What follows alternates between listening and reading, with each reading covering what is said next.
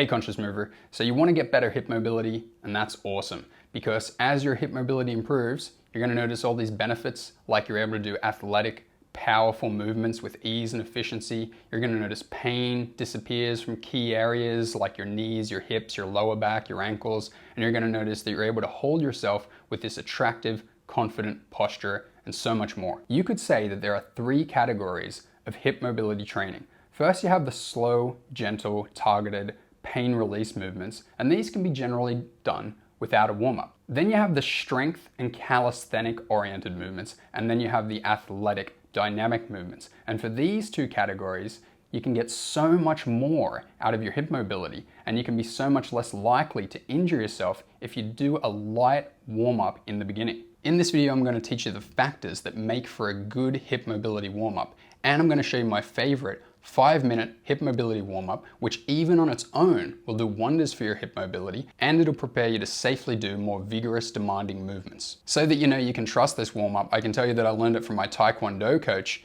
Ahmed Hakan, who earned a bronze medal in the Olympics for deaf people, and it's a really fun warm-up, and you're really going to love it, so I hope you enjoy. This hip mobility warm-up routine has 6 exercises. We're going to be putting our legs up to the front, to the side, and to the rear. And we're gonna do 2 rounds of that. In the first round, it's just gonna be a light 50 to 60% intensity, so the legs won't go up that high.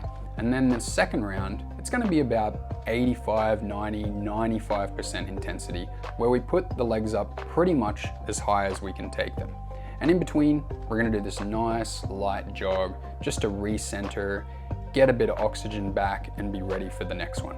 So here's the first exercise, putting our legs up to the front. Simply raise your knees up one at a time, and you're doing a little bounce on your feet in between. So you can see this is just 50 to 60%. It's not throwing your body out of alignment or anything like that. You're keeping a very nice upright posture and just calmly going one leg up and then the other. Very calm. And then you just go back into the jog. And this jog is a great movement. This is a conscious movement in itself because you're not just thudding from one leg to the other, unconsciously slamming your weight down on your feet. You're actually doing a very smooth transition that you can practice and do better. And now the second exercise, hips to the side. And we're using a completely different set of muscles and moving the hip joint in a completely different way than the first exercise. Whereas the first exercise probably used mostly the psoas and the rectus femoris. This time we're using sartorius, abductors, external rotators, and this is really gonna give your hips the feeling that they're really opening. Back into the jog. Every single time you come back into this jog, just focus on making it a bit better. Improve your posture, make your pelvis a bit more stable, feel your weight flow through your hips smoothly. Third exercise, your legs go to the rear. So this is called hip extension, and we've also got some knee flexion happening as well. This is gonna activate your hamstrings, your glutes, and you'll also feel it in your back as well. This one might be a little bit awkward because usually we just don't do exercises that involve the legs going to the rear, but make sure you include it because it's really important. By this point, you should be starting to feel things activating a bit.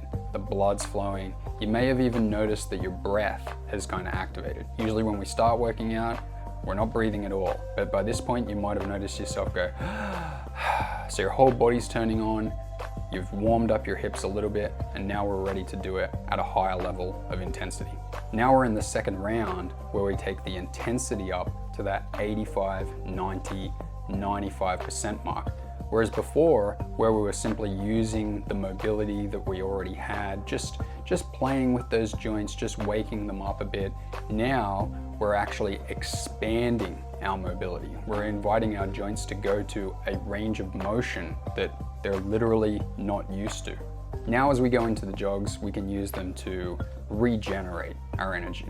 Whereas before when we did the light ones, it doesn't really take you to a place where you need to get your breath back and work much. It's fairly anaerobic, whereas these later rounds are quite aerobic, and you do need to get your oxygen supply back.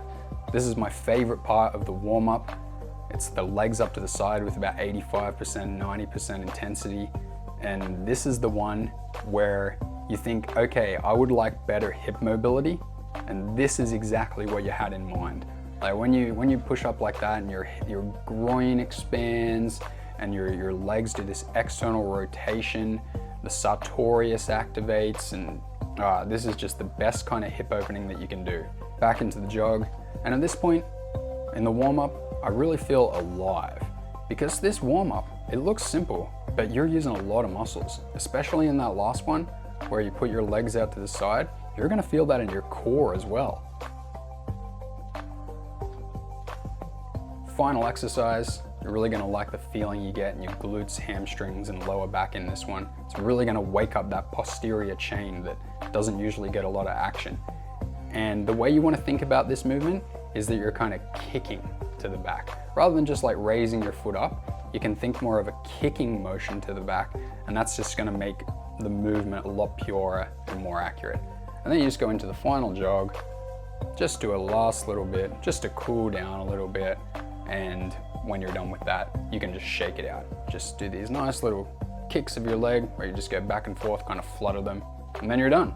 You can do this hip mobility warm-up whenever you need to do some vigorous, demanding activity with your hips and you want to be safe and injury-free, or whenever you just want to open up your hips, you can just do this 5-minute warm-up and that'll just get them free and ready to go. The next video I recommend you should watch is definitely my video, 6 hip mobility exercises for beginners, so you compare the warm-up with the hip mobility exercises and do wonders for your hips right now. Watch it now, I'll see you in that video.